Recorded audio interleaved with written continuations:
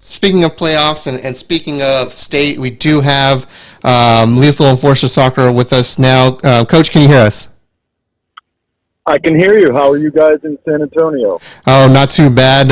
Just recovering from the week of UIL State. How about you? I know you were there covering it. How was your Sunday of recovery? I know the story didn't stop once the game was over. How you doing?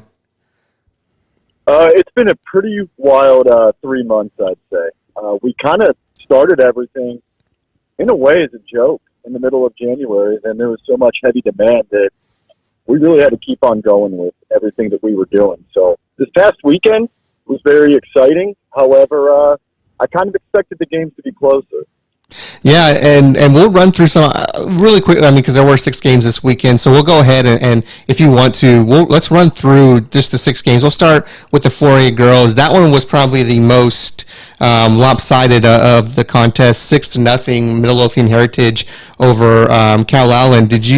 What did you think of that game?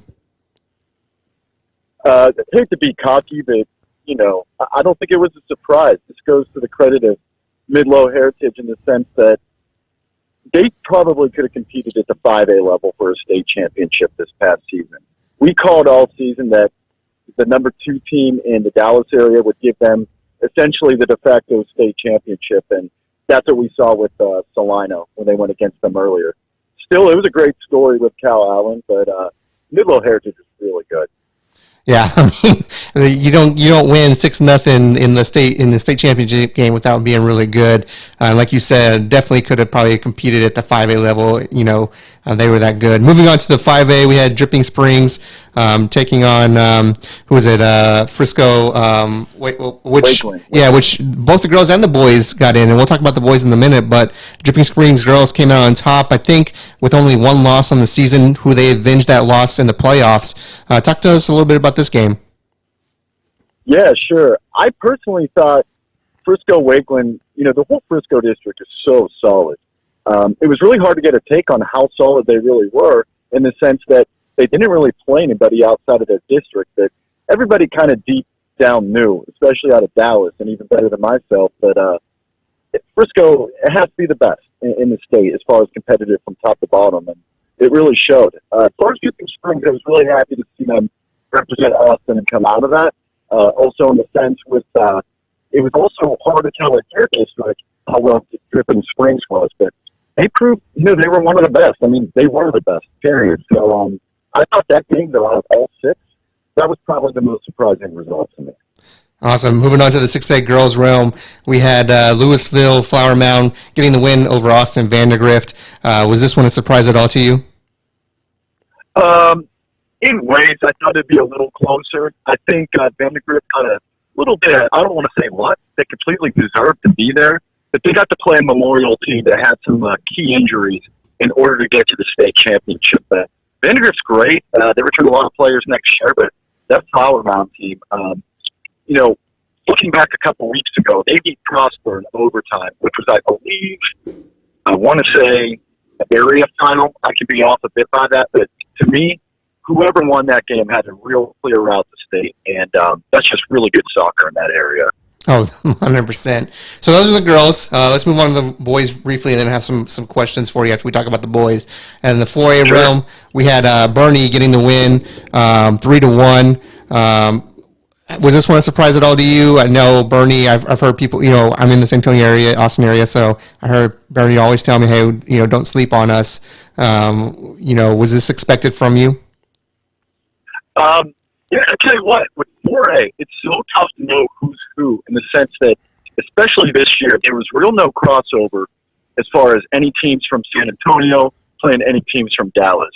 And in the sense with Bernie, I mean, you got to keep in mind, they only had 1 loss all season. That was to Lee, who had won the 6A state championship. So by the time we got to the end, you kind of knew that Bernie was for real. But that goes nothing against Diamond Hill. I mean, they had a fantastic season and came out of Dallas, which is, what we know is maybe the best soccer city in Texas.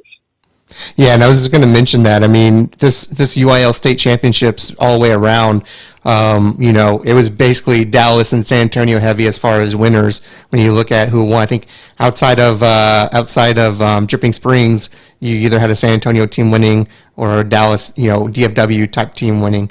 Moving on to the 5A real quick, we had a Frisco Lakeland, the boys getting the win over Kingwood 3-2 in a kind of a somewhat close game there. Like you said, Dallas, Frisco, Lakeland, that's kind of the marquee teams in that area right there. I'm assuming this one is kind of went how you expected. It's very funny you said that. I'm getting killed on social media continuously from the Lakeland fan base as I kind of went against them a handful of times leading up to the tournament. Kingwood Park had a machine of a scoring threat on their team. And even one of your guys there in San Antonio who runs a San Antonio blog, they called me out on it, and they were right. The complete team was in Frisco Lakeland. And again, on the boys' side, if you can win that district, you have a pretty good shot at state. And I don't see how that's going to be anything different in the future. And I know Kingwood Park was a little, I think this is what, if I'm not mistaken, their first time at state, if I wasn't mistaken. Our fellow VYPE contributor, Josh Cook, had covered them leading up to state. So I know they were a little bummed because the Houston team almost got it all. But yeah, like you said, Lakeland, just a little bit too much for them. And then moving on, we had San Antonio Lee getting the win over Rockwall Heath. I know from covering Lee, or just following them the last few years, I know last year they were saying, hey, we got a good chance to win it all. Of course, COVID came and canceled that, but this year they got that kind of redemption. First time Lee's won in, I think, 50 years or something like that. Talk to us a little bit about this one. I think it's really cool. I love seeing teams who traditionally maybe all the other programs in their school aren't winning. So to see them come through, it was really great for San Antonio Lee to go ahead and do that. They played a great team in Rockwall Heath. But, it was a pretty dominant performance from Lee as well. So I don't think there was any question to that degree. They were downright the best team on the field, pretty much at all facets of the game. I think the hardest team to really look at in that scenario is a Lake Travis team that lost to them in shootout in Region 4. So that's the way it rolls. Soccer's a cruel game, and unfortunately, that's what happened to Lake Travis. But congrats to San Antonio Lee. It's awesome for them. It really is. Yeah, it's good. Sky T, you got any questions for Coach here? Yeah, Coach. So, thinking upon last year, it was kind of hard to gauge it because soccer was the first sport that got shut down when they had just either started the playoffs first round or was pretty deep in the district at that place. So just how much fun was it to watch and follow soccer this year and getting it to see all the way through the season because we didn't get that last year? Right. It was really exciting. I think that's the best part about high school soccer in Texas. Not only do you have the boys competing at the same time, but you have the girls as well. Of course, just like basketball, but the fact that they were actually able to have finals, go all the way through with it, albeit it was a bit different this season. It was probably a success in itself that everybody got through, everybody got to play. It was in the same format opposed to, say, football that finished up in January.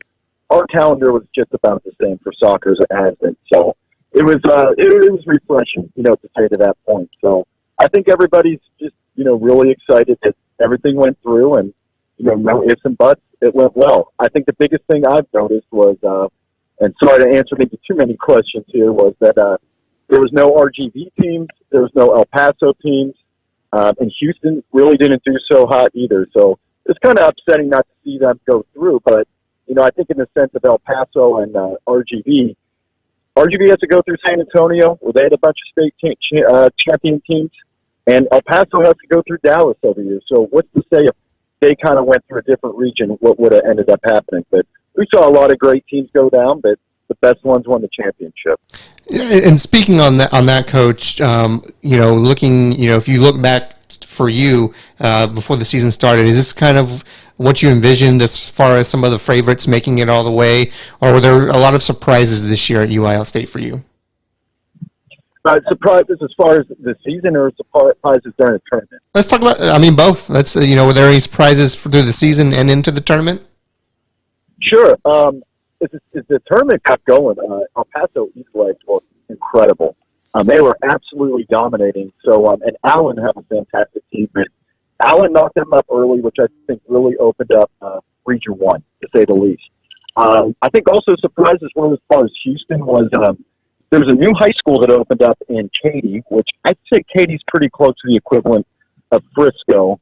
Maybe not quite up there as far as the talent in soccer. And it was pretty observant that maybe that new high school opening up kind of watered things down for the rest of Katy ISD. Seven Lakes had an incredible program. Cinco Ranch was very good. And on both sides, they kind of struggled when the tournament started going on. So that was a pretty big shock for me. Yeah, and I think overall, now I will ask this: do you think COVID played a factor into anything this year? Like as far as maybe some teams doing better, some teams doing worse. Do you think that had any type of impact? Absolutely. There were teams who were forced to put 5 games within 7 days. That's going to lead to injuries. So for sure, COVID took place. For sure, COVID caused problems for them. Mm-hmm. I think you got to add into that though was, however, when you look at the state champions, well, those are the teams that probably should have won it, of course. I mean, by the time we got to the tournament, let's keep in mind how many games were really canceled as a result of COVID. None. Not one game had to be forfeited or postponed. So you can't point too many fingers at COVID once the end of March really hit us. But during the season, for sure. And, of course, that could affect the different seeds that maybe teams had. But in all reality, did it cause, problems? Yeah.